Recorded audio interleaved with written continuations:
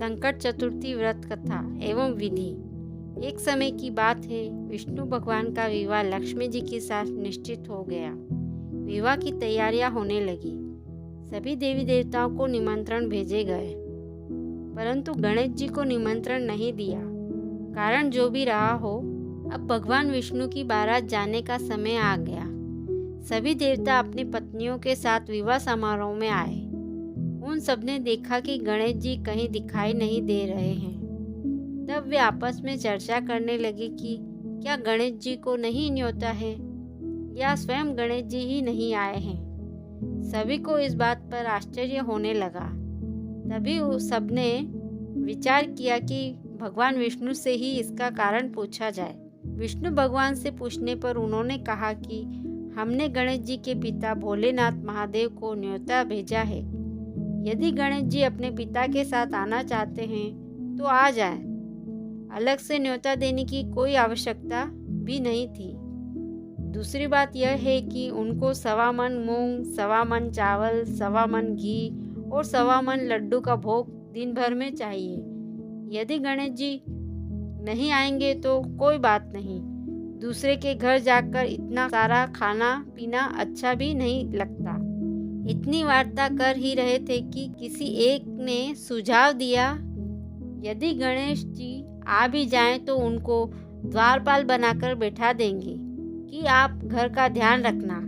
आप तो चूहे पर बैठकर धीरे धीरे चलोगे तो बारात से बहुत पीछे रह जाओगे। यह सुझाव भी सबको पसंद आ गया, तो विष्णु भगवान ने भी अपनी सहमति दे दी। होना क्या था कि इतने में गणेश जी वहां आ पहुंचे और उन्हें समझा बुझाकर घर की रखवाली करने के लिए बिठा दिया। बारात चल दी। तब नारद जी ने देखा कि गणेश जी तो दरवाजे पर ही बैठे हुए हैं, तो वे गणेश जी के पास गए और रुकने का कारण पूछा। गणेश जी कहने लगे कि विष्णु भगवान ने मेरा बहुत अपमान किया है। नारद जी ने कहा कि आप अपनी मूषक सेना को आगे भेज दें तो वह रास्ता खोद देगी, जिससे उनके वाहन धरती में धंस जाएंगे। तब आपको सम्मान पूर्वक बुलाना पड़ेगा। अब तो गणेश जी ने अपनी मूषक सेना जल्दी से आगे भेज दी और सेना ने जमीन पोली कर दी। जब बारात वहां से निकली तो रथों के पहिए धरती पर धंस गए। लाख कोशिश करे परंतु पहिए नहीं निकले। सभी ने अपने अपने उपाय किए, परंतु पहिए तो नहीं निकले, बल्कि जगह जगह से टूट गए। किसी की समझ में नहीं आ रहा था कि अब क्या किया जाए। तब तो नारद जी ने कहा, आप लोगों ने गणेश जी का अपमान करके अच्छा नहीं किया। यदि उन्हें मनाकर लाया जाए तो आपका कार्य सिद्ध हो सकता है और यह संकट टल सकता है। शंकर भगवान ने अपने दूत नंदी को भेजा और वे गणेश जी को लेकर आए। गणेश जी का आदर सम्मान के साथ पूजन किया। तब कहीं रथ के पहिए निकले। अब रथ के पहिए निकल तो गए, परंतु वे टूट फूट गए, तो उन्हें सुधारे कौन। पास के खेत में खाती काम कर रहा था, उसे बुलाया गया। खाती अपना कार्य करने के पहले श्री गणेशाय नमः कहकर गणेश जी की वंदना मन ही मन करने लगा। देखते ही देखते खाती ने सभी पहियों को ठीक कर दिया। तब खाती कहने लगा कि हे देवताओं, आपने सर्वप्रथम गणेश जी को नहीं मनाया होगा और ना ही उनकी पूजन की होगी, इसीलिए तो आपके साथ यह संकट आया है। हम तो मूर्ख अज्ञानी हैं, फिर भी पहले गणेश जी को पूछते हैं, उनका ध्यान करते हैं। आप लोग तो देवता गण हैं, फिर भी आप गणेश जी को कैसे भूल गए।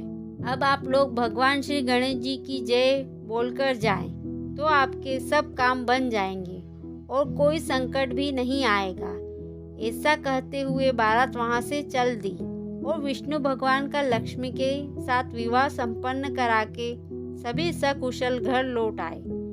हे गणेश जी महाराज, आपने विष्णु को जैसा कारज सारियो, ऐसा कारज सबको सिद्ध कर जो।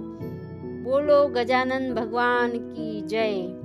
संकट चतुर्थी व्रत विधि। प्रत्येक माह कृष्ण पक्ष चौथे के दिन संकट चतुर्थी तथा चौथ माता का व्रत किया जाता है। दिन भर निराहार उपवास किया जाता है।